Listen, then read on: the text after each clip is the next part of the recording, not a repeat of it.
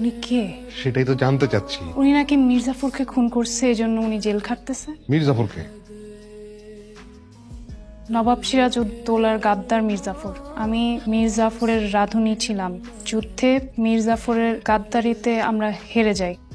তারপর আমাদের সবকিছু দখল করে নেয়। উনি একদিন সুযোগ বুঝে খাবারে বিষ মিশিয়ে তাকে মেরে ফেল। আমি মির্জাফরের খুনি। আপনি কি বলতেছেন এসব? আমি বলছি নাকি? আরে মগের মূল্যক নাকি? আশ্চর্য! কই মানে পলাশির যুদ্ধ আর কোথায় কি? 250 বছর 300 বছর সে বেঁচে আছে, কেমনে সম্ভব এটা? আপনারা জিজ্ঞেস করে ওইখানে ঢুকলো কেন? মির্জাফর তো খুনি হয়নি, সে তো কুষ্ঠ রোগে মারা গেছে। হ্যাঁ, এটা ওরা জিজ্ঞেস কর। মির্জাফর তো মারা গেছে কুষ্ঠ রোগে। যুদ্ধ সমস্যা ঘটে আগে, ইতিহাস লেখা হয় পরে। এক ইতিহাস লেখা হয় ভিন্ন ভিন্ন ভাবে। সত্য জানে তারাই যারা নিজের চোখে ওই সময় দেখেছে।